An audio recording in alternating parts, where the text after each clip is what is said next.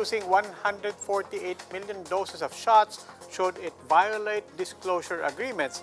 But a top group of lawyers believe there is legal basis to demand transparency. COVID-19 vaccines of U.S. drug maker Moderna may arrive earlier than expected with a term sheet up for signing. Galvez says shots could be delivered by May, earlier than the September schedule. As for vaccines donated by other countries, the local FDA says the health department can use those even without their authorization, but the DOH insists the regulator has to give its go signal first. UP students, alumni, and faculty have trooped to UP Diliman to protest the unilateral abrogation of the UP D&D Accord. The State University's top official says its scrapping sends a chilling signal to the UP system. With health and security protocols limiting attendance for U.S. President-elect Joe Biden's inauguration, hundreds of thousands of U.S. flags were put on display at Washington's National Mall to stand in for Americans who will not be able to attend the ceremony.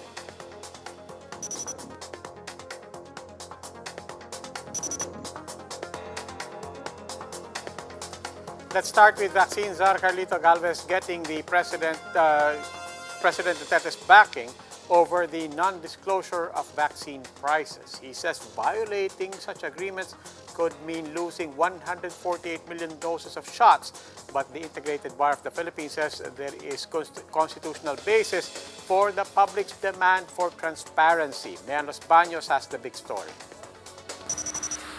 Every negotiation, ibang agreement na naman yan. Does not involve money. But one thing is certain, you cannot divulge the contract price agreed upon. Never mind corruption speculations and the public's clamor for transparency. President Rodrigo Duterte sided with vaccine czar Carlito Galvez Jr. on the non-disclosure of vaccine prices.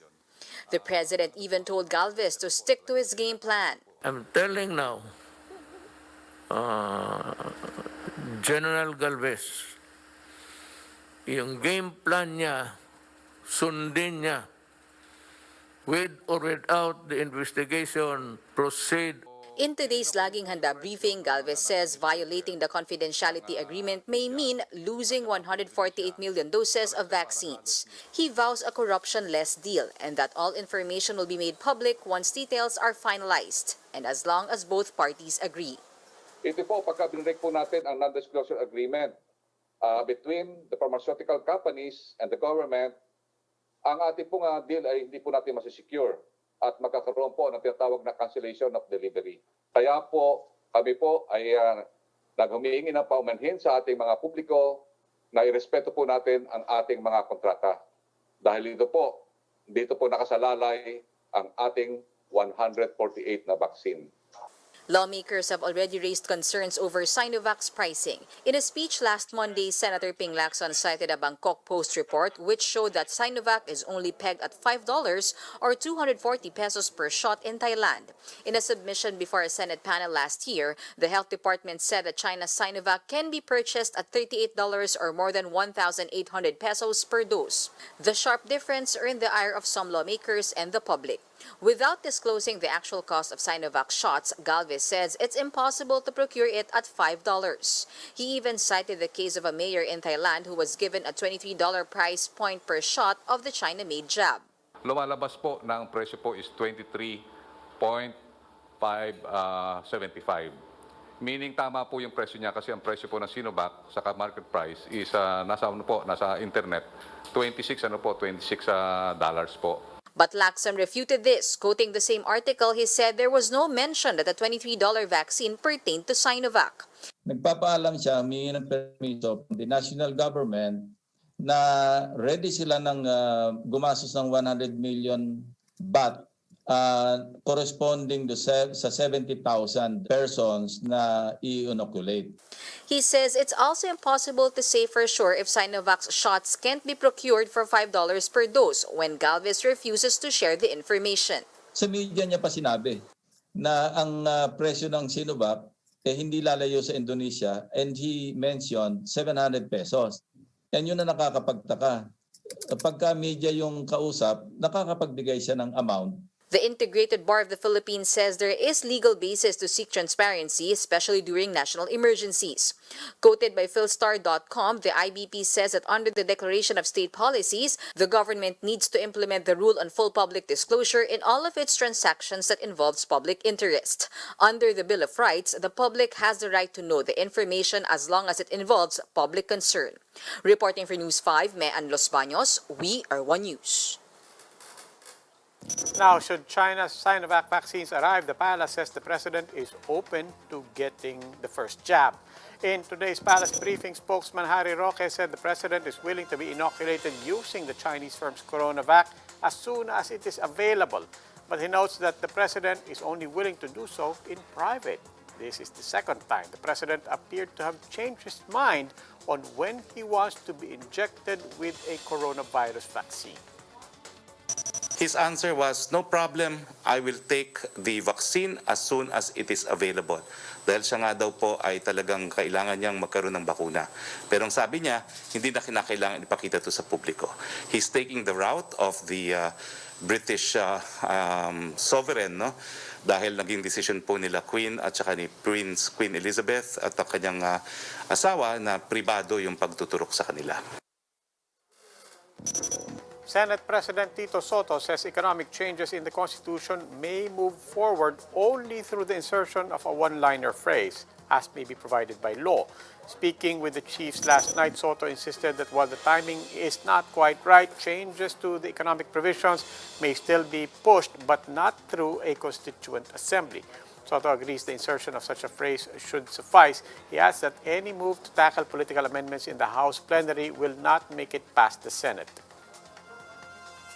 If you're looking for an airtight move to be able to amend the Constitution, that's the only way. Other than that, it's not. It won't work. So where does the Senate really stand when it comes to talks to amend economic provisions in the Constitution? To discuss further, One News Chief Correspondent Ed Lingao joins us via StreamYard. Ed, Senate President Tito Soto has repeatedly been quoted as rejecting charter change at this time. Is this a change of heart? Well, it's not really a change of heart. It seems to be more of a misunderstanding and maybe a misappreciation of their positions. What Tito Soto does not want is a complete change of the Constitution. What he does want is amending the Constitution, specifically the economic provisions, which is also what the congressmen want. So in effect, they both want the same thing: amend the Constitution only along economic lines. His only other objection is the House Committee on Constitutional Amendments using the phrase Constituent Assembly in describing what it is doing. So that's what he doesn't want. But he does agree with the process that the committee is taking, which is for the amendments to be approved separately by both chambers of Congress, committee level, and then the plenary, and then for it to be signed by the president, and then for it to be subjected to our ratification in a plebiscite. So basically, they're talking about the same thing. They just don't like the terminologies involved. So it is becoming a matter of semantics. Yeah, but Bok, we were speaking with economics professor, former NEDA chief Ernesto Pernia. He himself said, look, there's a lot of support for this on the condition na airtight. Na Yes. Sabi niya, it should be limited to these economic provisions. Same thing that Senator Soto is saying, limited to the economic provisions. But what about that airtightness? Can Soto guarantee that? Well, obviously, Soto cannot guarantee that. Neither can the House Committee guarantee that. What Soto was saying to us last night in the Chiefs was that, at least as far as the Senate is concerned, they can block any attempts to introduce political amendments in the Constitution, and in that sense, it can be considered airtight. That's assuming they all agree in the Senate to block any political amendments. So in that sense, it is only as airtight as they would want it in terms of their majority. But things can change, as we see in politics. Okay. One News Chief Correspondent Ed Lingao, maraming salamat.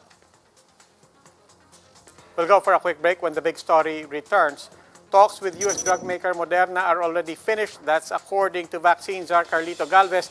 Their shots are expected to arrive earlier than scheduled.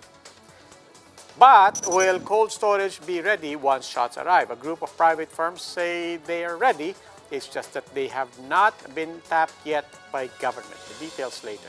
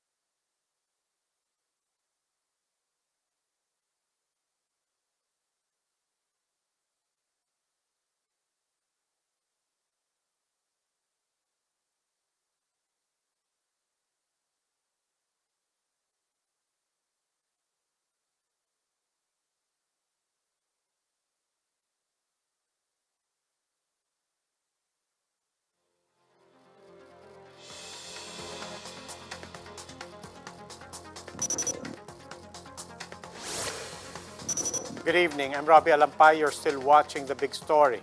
The government has wrapped up negotiations with another vaccine manufacturer. The Philippines may now expect a total of 20 million doses from U.S. drug maker Moderna, and this should arrive as early as May. Greg Gregorio with the details.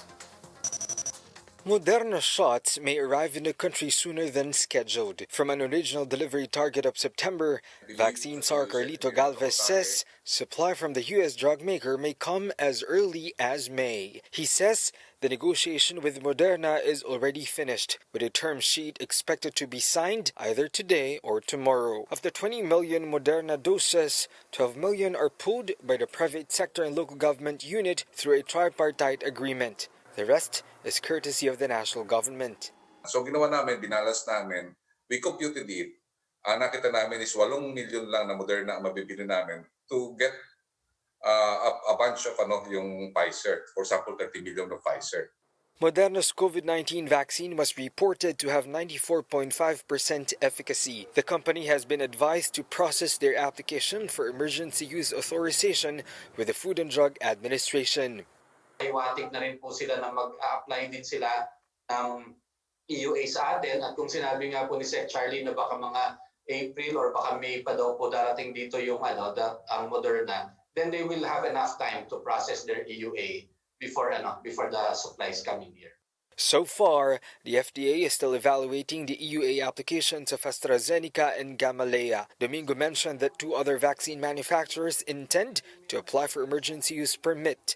These are the Bharat Biotech and Serum Institute of India. As for Sinovac, their application to conduct Phase 3 clinical trials has been approved, but their EUA has yet to be approved, pending the submission of their Phase 3 clinical trial data from abroad. The FDA says it cannot say whether Sinovac's request for an EUA may be released in time for the delivery of the initial 50,000 doses on February 20. Kung sakali naman po na meron ng bakuna pero hindi pa po lumalabas ang EUA, hindi pa po maaaring gamitin. Domingo also says that FDA approval is no longer needed for the use of donated COVID-19 vaccines. China recently pledged to donate 500,000 doses of a yet unnamed shot. But in a statement, the DOH says the vaccine must first receive authorization from the FDA before it's administered to the public.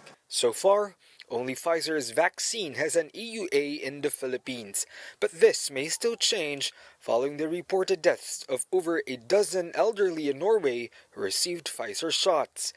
Kami naman po ay nakipag-ugnayan na sa Pfizer para nga po pag meron lumabas na po ang resulta ng mga pag-aaral ay ma-update po tayo. Masyado ng matatanda at mahihina ang katawan ay hindi po maaaring bigyan ng bakuna nito. No?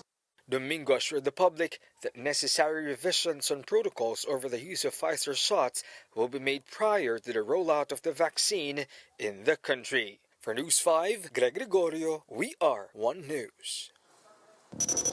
The National Task Force Against COVID-19 says it will soon reach out to the Cold Chain Association of the Philippines for the sub-zero storage of upcoming vaccines. In fact, the association says it is just waiting for that one big call. But does its willingness translate to capability? Shaila Francisco tells us. The Cold Chain Association of the Philippines is still offering its services to store vaccines despite no formal proposals from the government. 5 of the 18 firms tapped for the government's vaccination program are members of the association. The National Task Force Against COVID-19 has released the names of 18 third-party companies, including logistics and transport firms and cold storage facilities for the inoculation program. The group says only those from Luzon have been tapped so far. The national distribution process obviously will have to involve all these parts of the country. And that is why it may be necessary to plan how to move vaccines from Metro Manila to the different areas involved. Makakatulong sana kami kung sasabihin lang ng gobyerno na kailangan nila kami. Dizon also notes the government can save with the help of the association since they may no longer need to invest in new facilities. The association is also confident that its facilities are capable of handling the vaccines. Some of the cold storage have a normal fridge temperature of 2 to 8 degrees Celsius that can accommodate vaccines such as those from Sinovac, Sinopharm, and AstraZeneca. Other shots require much lower temperature. In this cold storage facility that has a temperature of negative 20 degrees Celsius, you can already store Moderna vaccine. And with this big of a space, up to 100 million doses can be stored here. However, the group's capacity to store vaccines, like that of Pfizer, which requires between negative 80 and 60 degrees Celsius, are limited, since there was no need for that before. Also, only few of its members have the capability to accommodate the shots. Another challenge is to relocate the storage for food once the government links up with them. Depende kung sasabihin ng gobyerno na ganitong kalaking kwarto ang kailangan namin at hindi pwedeng magkalapit ang pagkain at ang bakuna, then ang challenge lang sa amin is saan mo ililipat yung pagkain na nakalagay dito ngayon. And that is something that we will be able to handle easily enough. The Agriculture Department has no issues with putting vaccines in cold storages intended for food, as long as it is properly divided and insulated. For its part, the National Task Force says it will contact the Cold Chain Association soon. 28 cold chain providers na po ang nakausap at meron pa pong 5 kinakausap sa kasalukuyan. Ang importante pong maintindihan natin na very special po ang kinakailangang mga facilities para sa mga bakunang padating. Ito po ang tinatawag nilang pharma-grade cold chain facilities or pharma-grade cold storage facilities. At ito pong mahigit na 30 ito ang mga pinakamalalaking mga kumpanya na merong ganitong capacity. The task force is set to visit different facilities in preparation for the vaccine rollout next month. Shaila Francisco, we are One News. Local governments have started their preparations for the rollout of COVID-19 vaccines. In Antipolo, where they are targeting the inoculation of 600,000 residents, city health workers have already been oriented for the vaccination program. A private company is also offering for free its cold storage facility. Its equipment can store shots from AstraZeneca and Moderna. Antipolo officials expect the vaccines to arrive by the third quarter of this year. In Manila, the LGU stimulated vital signs check, pre-registration and validation, as well as the actual vaccination procedure. They have also set up a holding area for immediate monitoring of side effects. Manila Mayor Isko Moreno says they hope to limit the entire process to 5 minutes.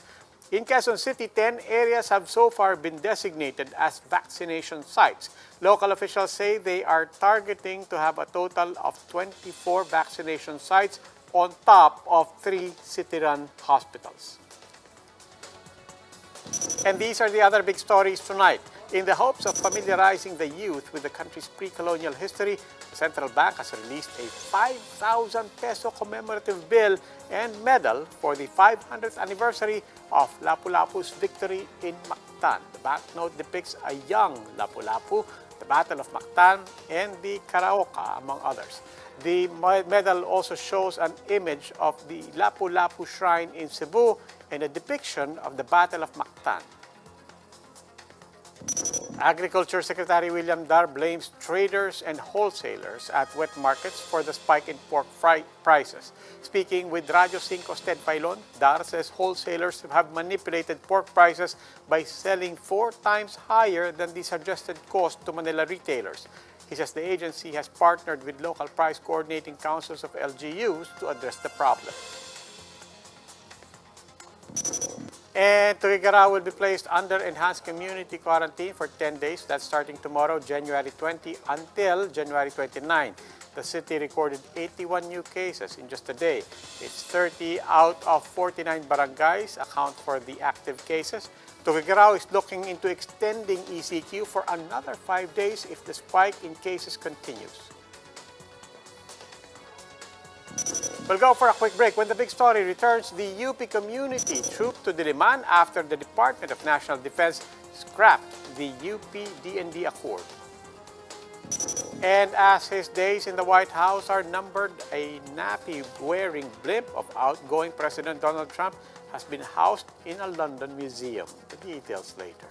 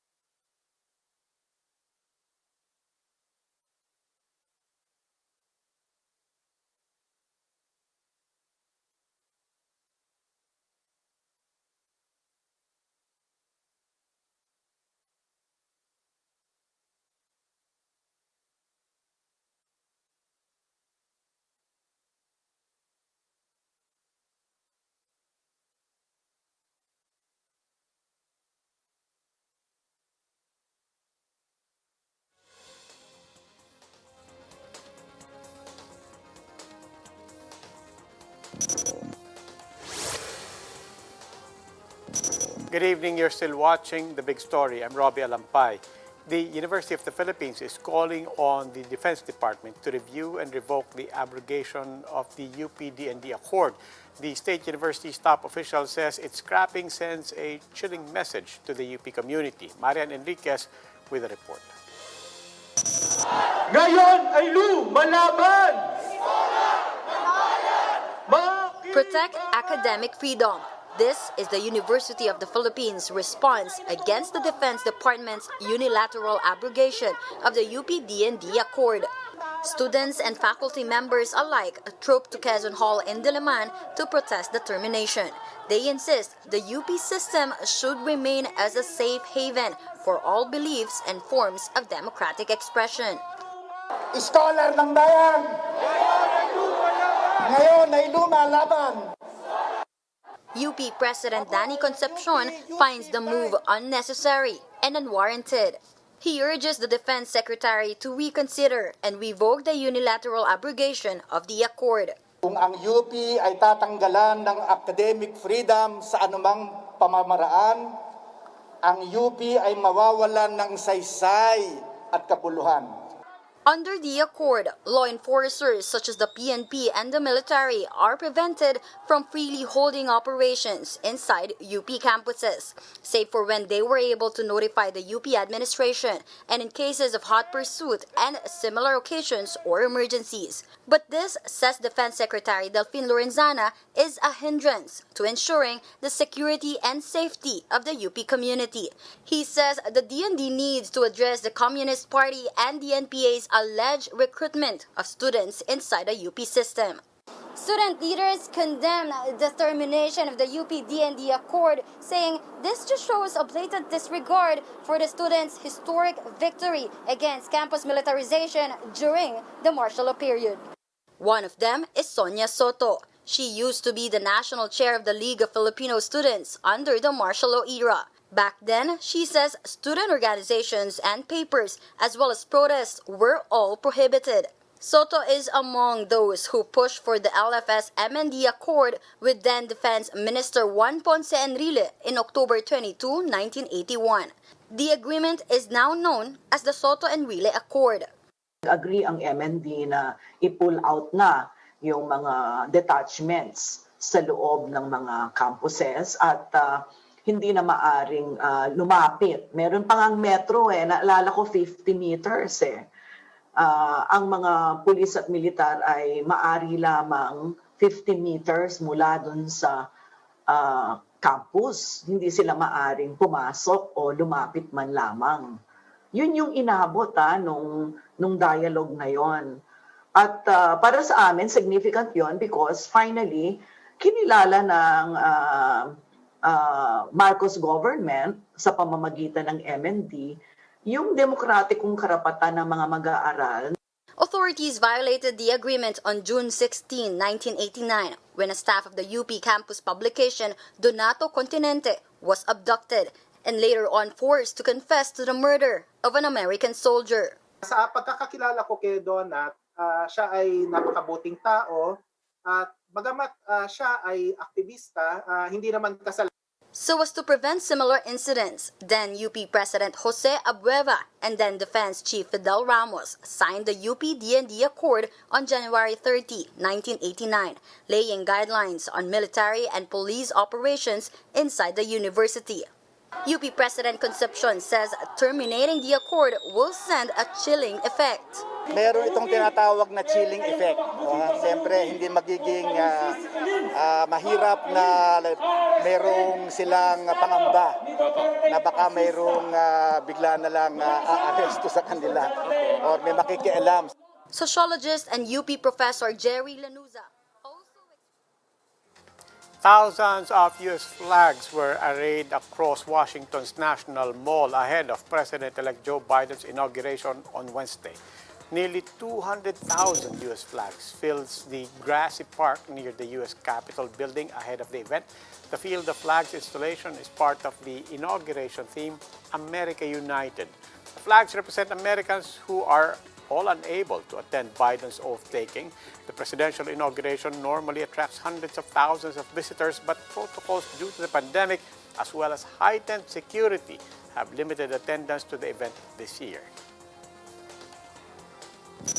And yet, outgoing U.S. President Donald Trump may be forever remembered in the UK. The Museum of London has just made its exhibit great again by housing a blimp of Trump. but absolutely not in deference to the man whose 4-year rule profoundly divided the U.S. The blimp, a snarling, nappy-wearing orange baby, will be part of the museum's protest collection. It first took to the skies over London during Trump's visit in 2018.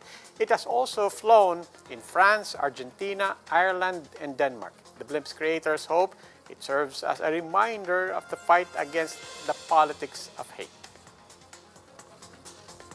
And that wraps up today's big story. Catch us again tomorrow at 8 p.m. on Signal Channels 8 and 250. Please like our Facebook page, One News. Now, for more in-depth analysis, visit our webpage, onenews.ph. I'm Robbie Alampay, and we are One News. Good evening.